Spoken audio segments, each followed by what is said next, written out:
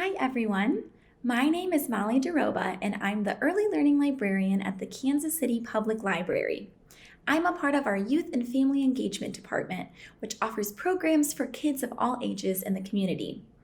Although we've been moved to a virtual platform, we're still offering daily story times, videos about STEAM activities, storytelling lessons, comic lessons, and so much more.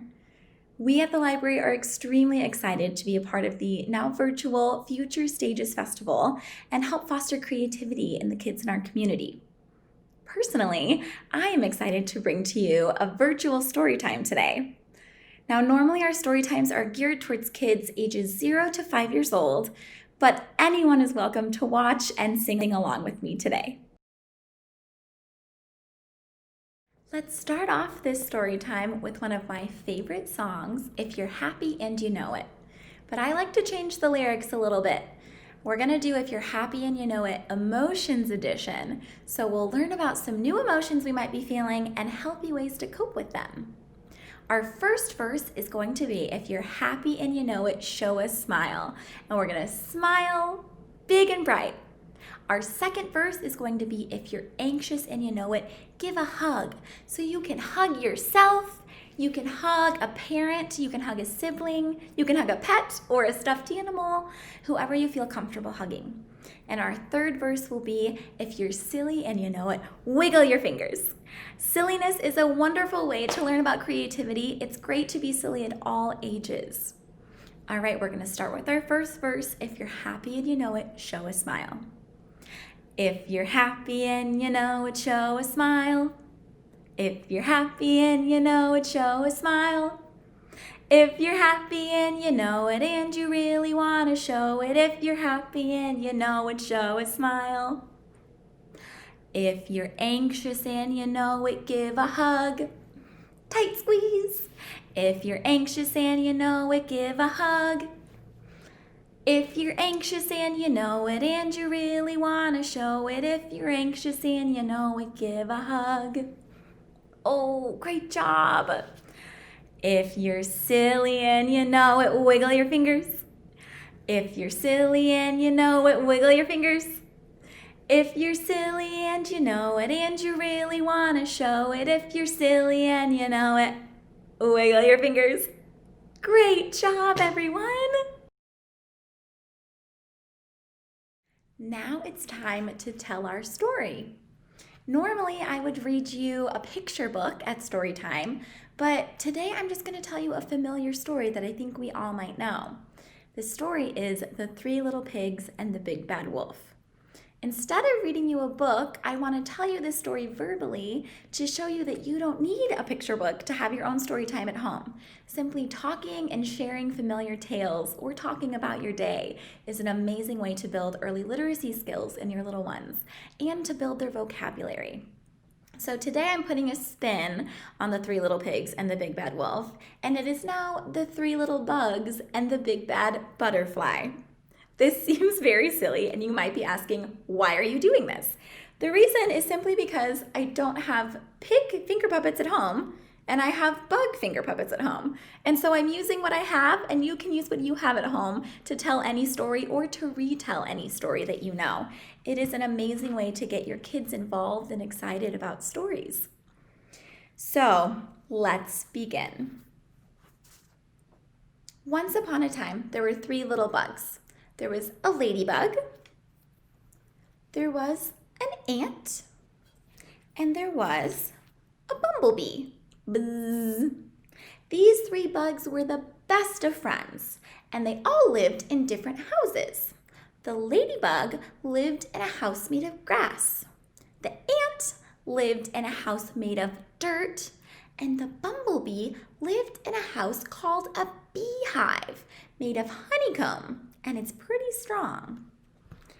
One day, the ladybug was just minding her business in her house when all of a sudden, the big bad butterfly came flying over. And she said, "Ladybug, ladybug, let me in." And the ladybug said, "Not by the dots on my skinny skin." The butterfly said, "Well, I'll flutter and I'll flutter and I'll blow your house over." And she did just that. The ladybug's grass house flew over in the wind that the butterfly's wings created, and so she scurried off to the ant's house.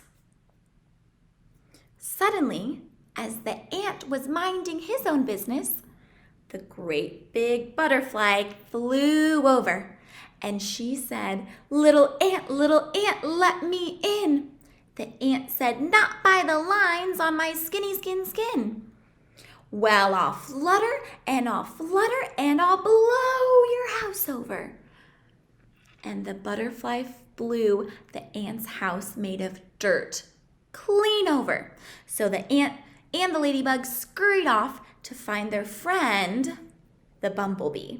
The ant climbed up the tree, and the ladybug flew up into the beehive to be safe. As the bumblebee and the ant and the ladybug were waiting inside, in comes the butterfly. Little bee, let me in. Not by the hair on my skinny skin. Well, I'll flutter, and I'll flutter, and I'll blow your house down. But something happened. Nothing happened. The bee's house was so strong and secure that the butterfly's wings couldn't blow it over, and instead the butterfly got so tired fluttering that she fell to the ground to rest.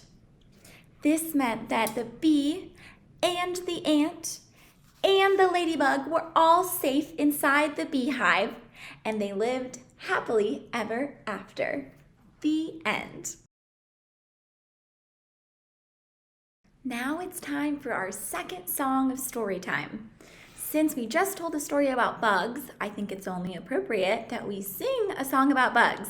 And we're gonna sing a classic, The Itsy Bitsy Spider. So we're gonna use our fingers for this. Can you all show me your fingers? You can wiggle them around to warm them up. We are going to learn how to crawl this spider up the middle of our body. It can be kind of hard, especially for little hands, but it is an amazing motor skill to learn how to do this. You can go back down too. All right, so we're gonna begin. We'll sing it 2 times through. In case you're new to this song, you can learn the words the first time and you can join us the second time. Here we go. The itsy bitsy spider went up the water spout. Down came the rain and washed the spider out. Out came the sun and dried up all the rain, and the itsy bitsy spider went up the spout again. Amazing job. All right, let's do it a second time. If you just learned, you can join in. The itsy bitsy spider went up the water spout. Down came the rain and washed the spider out. Out came the sun and dried up all the rain, and the itsy bitsy spider went up the spout again. Excellent job! As you can tell, even I struggle with the fingers, and I think that it's an amazing job if you're just trying this at home. If you want to add some new lyrics, if you want to add some new versions, I've learned to sing it as the teensy weensy spider or the great big spider, and you can do a big monster voice. It's amazing to add variations to this song, so have fun with it. To finish our story time today, I want to end with a finger play and song and more puppets. So this is going to be 5 little monkeys jumping on the bed, and the best thing about this song is that you don't need puppets, you just need a hand. So you can use your hand to act as the monkeys jumping up and down. So let's follow along and we'll sing the song together. 5 little monkeys jumping on the bed. One fell off and bumped his head. Mama called the doctor and the doctor said, "No more monkeys jumping on the bed." How many do we have left? We have 1, 2, 3, 4. 4 little monkeys jumping on the bed. One fell off and bumped his head. Mama called the doctor and the doctor said, "No more monkeys jumping on the bed." How many do we have left now? 3. 3 little monkeys jumping on the bed. One fell off and bumped his head. Mama called the doctor and the doctor said, "No more monkeys jumping on the bed." These monkeys are not learning their lesson. And we still have 2 who are jumping. Two little monkeys jumping on the bed. One fell off and bumped his head. Mama called the doctor and the doctor said, no more monkeys jumping on the bed. All right, we have our one final monkey left. One little monkey jumping on the bed. He fell off and bumped his head. Mama called the doctor and the doctor said, no more monkeys jumping on the bed. And look, there are no more monkeys jumping on the bed. The end. An amazing job following along. Thank you for singing with me with that song. This is an awesome song to sing to teach kids counting backwards, which can be pretty difficult. It's hard to count down from 5 compared to counting up from 5. And it's a great way to get your fingers involved. If you want to stand up, you can stand up and dance along to it to get your body moving too. I am so sorry to say that is the end of our virtual story time today, my friends. Thank you so much for following and singing along with me. I also want to thank the Kauffman Center for the Performing Arts and their Future Stages Festival for including the Kansas City Public Library and for offering such amazing activities and programs for the kids in our community. Happy reading, everyone!